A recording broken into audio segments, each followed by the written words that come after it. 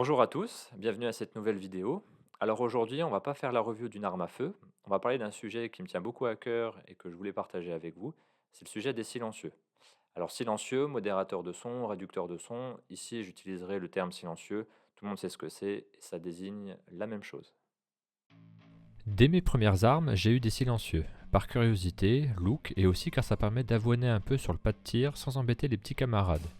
Nécessitant une autorisation de détention jusqu'en août 2018, le marché s'est beaucoup développé depuis, dopé aussi par le nouveau marché de la chasse. On en trouve à tous les tarifs, matériaux et interfaces de montage. Il faut distinguer les usages. Le chasseur a besoin d'un silencieux léger, car porté toute la journée, qui ne va pas encaisser plus d'une centaine de cartouches par an, avec des armes qui, la majorité du temps, sont à réarmement manuel, et le tout avec des munitions assez propres. A l'inverse, le militaire aura besoin d'un silencieux avant tout robuste, efficace, fiable, taillé pour des munitions un peu plus sales et avec une contrainte de tir automatique et de chauffe beaucoup plus importante. Le tireur sportif est à cheval entre les deux. En ce qui me concerne, par les armes auxquelles je m'intéresse, ça a majoritairement été des silencieux typés militaires.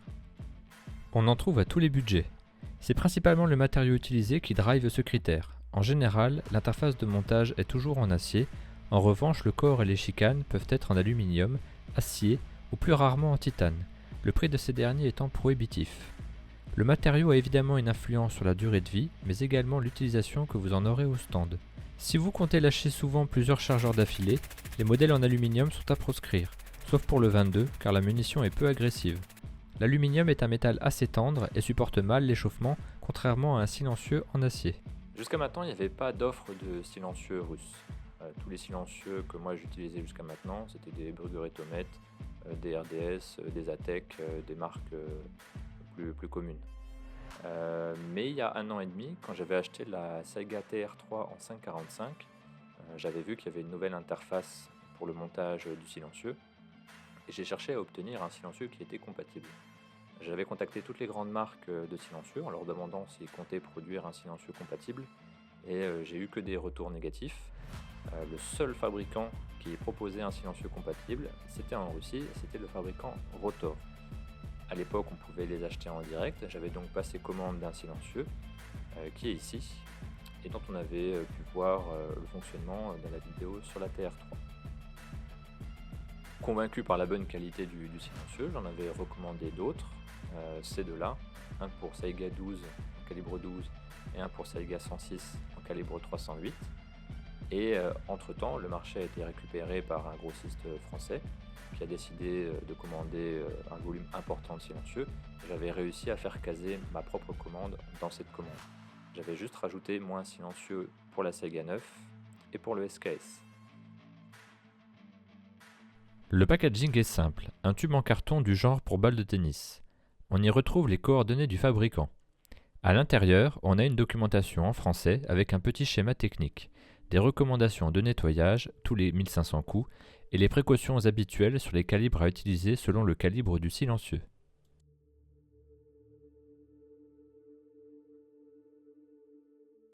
Concernant les silencieux en eux-mêmes, on est dans la pure tradition russe, la fonction avant les finitions. Ce n'est pas du vrai céracote, mais la finition proche fait son petit effet. Les marquages sont presque droits. Les interfaces, filetage ou QD, sont très bien réalisées et il y en a des chicanes très serrées. Toutes les interfaces sont en acier. Les corps et chicanes sont soit en aluminium, soit en acier. Les plus gros silencieux ne sont pas les plus lourds. Le silencieux de la TR3 en 545 a pas mal vécu, mais ne vous en faites pas, les explications viendront plus tard dans la vidéo.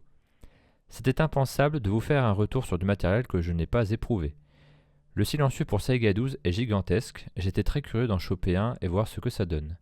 Rotor le dit compatible avec toutes les munitions, même le grain, sans risque de toucher les chicanes. Le silencieux pour la Saiga 106 en 308 est un bon morceau à 8 chicanes.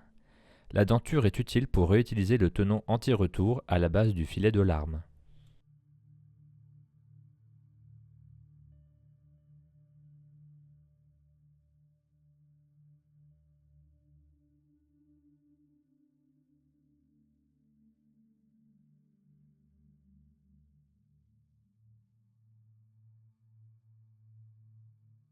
Venons-en au poids. La balance affiche ce dernier en grammes.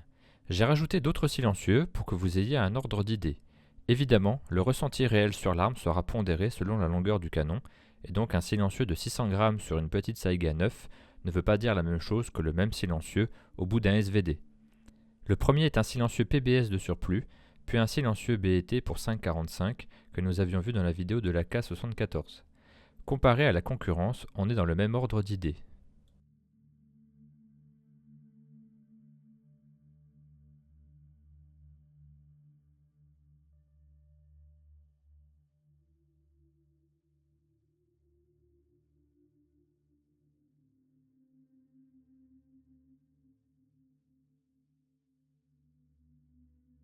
Et c'est parti pour la valse des montages de chaque silencieux à l'arme qui lui correspond.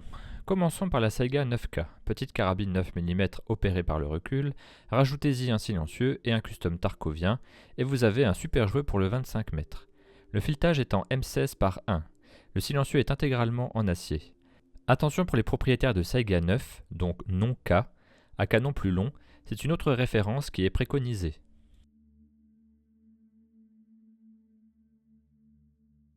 Ici, le silencieux vient se verrouiller sur la goupille sur ressort anti-retour, servant aussi à verrouiller le frein de bouche. On sent que l'usinage est assez serré.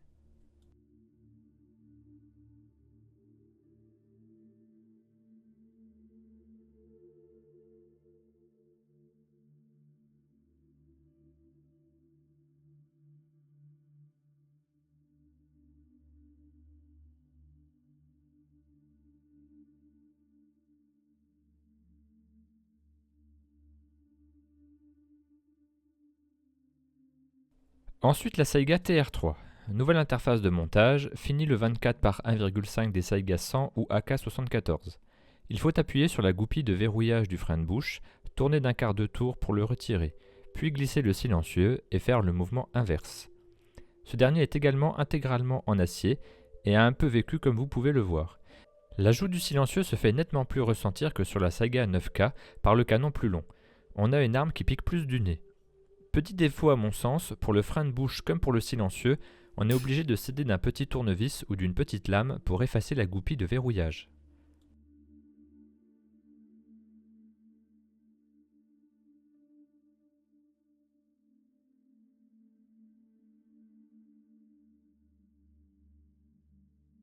Venons-en au SKS. Le SKS n'a jamais eu les faveurs des fabricants de silencieux, car les canons ne sont pas connus pour leur concentricité extrême. Pour faire simple, ce ne sont pas les plus droits de la production, et il peut y avoir un risque avec un silencieux aux chicanes trop serrées que les balles viennent lui faire la bise. La solution est d'avoir des silencieux avec des chicanes un poil moins serrées que la moyenne. Il y a plusieurs manières de silencer un SKS. Fileter le canon, mettre une bague adaptatrice avec un filetage comme sur le mien en bas, ou comme les silencieux qu'on trouve pour Mosin K31, faire une interface propriétaire. C'est ce que nous avons là. Les avantages, c'est un rapport qualité-prix imbattable et une bonne efficacité. Les inconvénients sont un montage pas si aisé que ça, il faut souvent les laisser installer sur l'arme et souvent des retouches à faire à la Dremel pour ajuster chaque silencieux. Ce qui est le cas ici. Sur mon exemplaire, le rotor est trop serré et il faut très légèrement ajuster le diamètre interne du silencieux au diamètre externe du canon, sans aller trop loin pour ne pas le désaxer. Petite coquille sur la vidéo, il faut retirer la tigette de nettoyage pour verrouiller le silencieux avec les deux demi-lunes.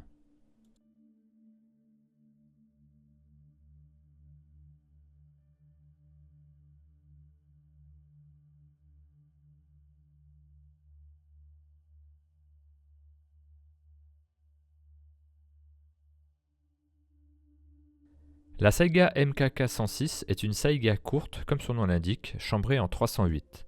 Elle aura droit à une vidéo dédiée. J'avais commandé un silencieux sur mesure avec filetage en 24 par 1,5, permettant d'aller sur mon gaz block qui n'est plus d'origine. Le frein de bouche est un Deltatec spécifique à cette carabine pour maintenir une pression élevée des gaz de combustion dans le canon pour un cyclage optimal, problème inhérent à tous les semi-automatiques à canon court. Pour info, c'est le même but recherché avec les freins de bouche Noveski pour AR15 ou les boosters sur les AK courtes. Le silencieux est un beau bébé à 8 chicanes, interface en acier et corps en aluminium. Ce dernier point n'est pas problématique vu qu'on rafale rarement avec une arme en semi-automatique et en 308 qui plus est. L'aluminium encaissera parfaitement les contraintes.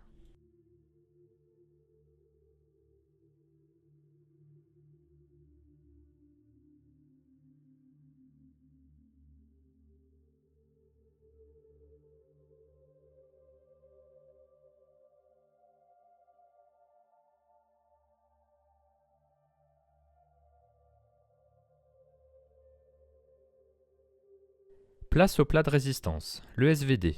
Alors je n'ai pas commandé de silencieux rotor pour mon SVD, car j'ai déjà un BET, mais ça me semblait pertinent de partager ça avec vous.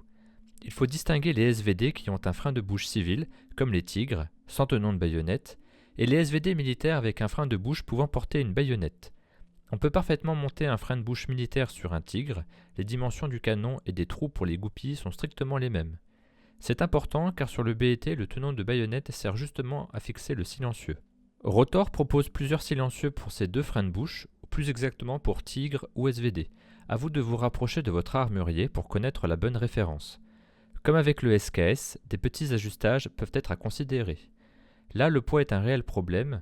Avec optique, bipied, chargeur plein, tirer debout n'est pas simple.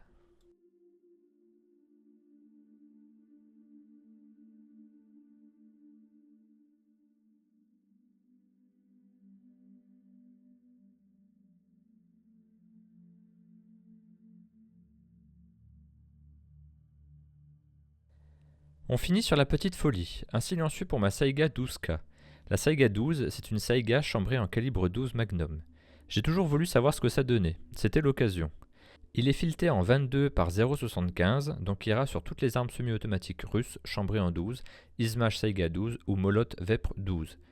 Comme la Saiga 106 ou le SKS, je ferai une vidéo dédiée.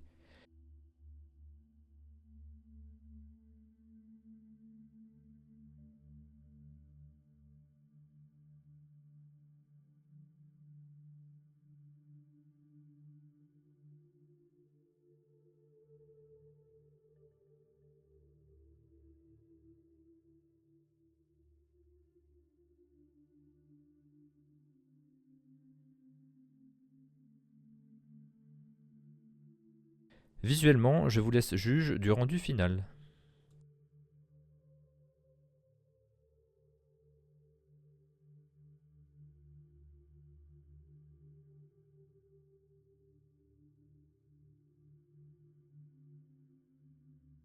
Attention, chapitre sur la fiabilité et la durabilité. On va comparer mon rotor et mon BET chambrés tous les deux en 5,45 par 39 et ayant tiré le même nombre de coups avec les mêmes nettoyages. C'est toujours délicat de parler de ces choses-là sur des silencieux dont le positionnement tarifaire n'a juste rien à voir, mais c'est à titre indicatif, le BET coûtant plus du double du rotor. Extérieurement, le rotor a pris un peu plus la foudre. Il en a vraiment pris plein sa gueule. Le BET, lui, n'a pas vraiment bougé. L'aspect extérieur a un peu foncé. Neuf, il tire un peu plus sur le gris clair. L'interface du rotor n'a pas bougé. En revanche, dès la sortie d'usine, le filet du BET présentait un défaut de fabrication, peu excusable sur des silencieux à de tels tarifs. Néanmoins, cela n'a jamais eu d'impact sur le fonctionnement. En dépit du fait que le BET est un peu plus vieux, les deux ont subi les mêmes traitements sur le pas de tir. Pour le rotor, un coup de peinture thermique et zou, on n'en parle plus, même si perso je m'en fiche pas mal.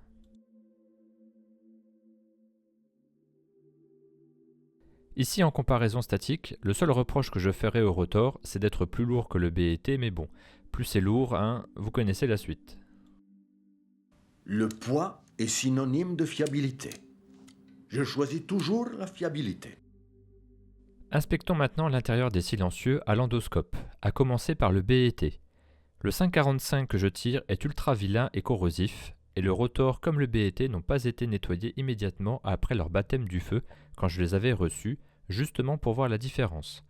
Sur le BET, on peut voir que l'aspect est vraiment excellent, presque neuf. Aucun dépôt de carbone, bon ça c'est les ultrasons, mais surtout aucune corrosion ou érosion des chicanes.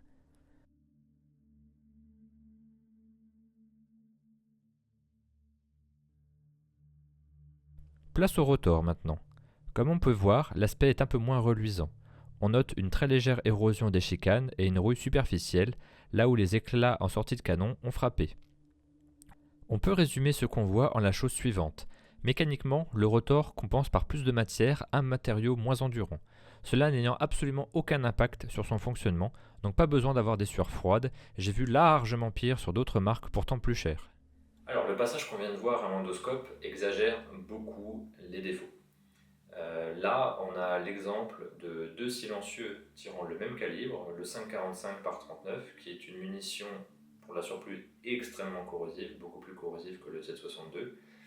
On a ce qui se fait de pire pour un silencieux, c'est-à-dire une munition très rapide qui et très abrasive pour les chicanes du silencieux, très corrosive, qui chauffe beaucoup.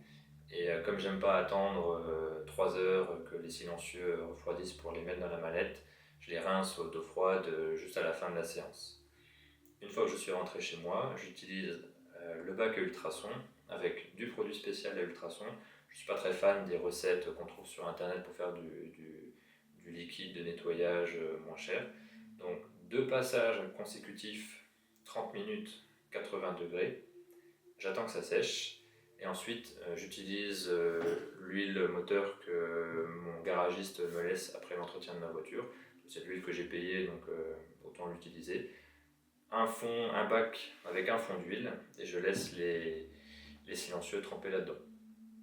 Après, il suffit juste de les sortir le jour où on veut tirer pour qu'ils s'égouttent un peu. Ça fume un peu blanc et voilà, il n'y a rien de plus à faire. Là, les silencieux que je vous ai montrés,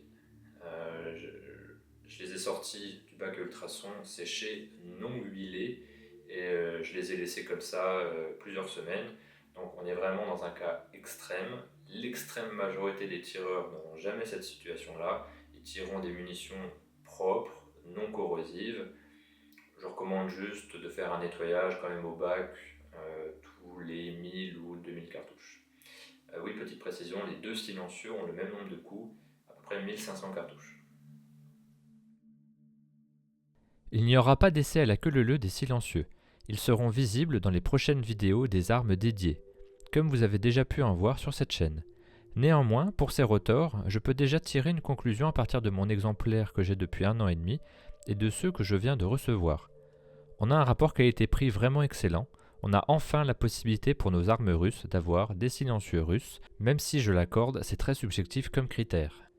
La fonction a été privilégiée à la finition.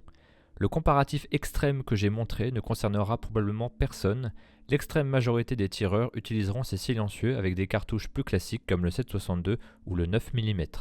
Et je rappelle que si les munitions STV sont sales, elles ne sont pas pour autant corrosives. Le vrai problème est plutôt à voir du côté du contexte géopolitique. Nous sommes tous attristés de la situation en Ukraine, et il y a fort à parier que cet import de silencieux rotor sera l'unique en son genre avant un bon bout de temps. Et d'ailleurs, plus généralement, j'invite ceux qui ont du russe à le garder. J'attendais cette commande pour lancer plusieurs vidéos sur les armes visibles ici, donc n'hésitez pas à vous abonner pour ne pas les manquer. À bientôt!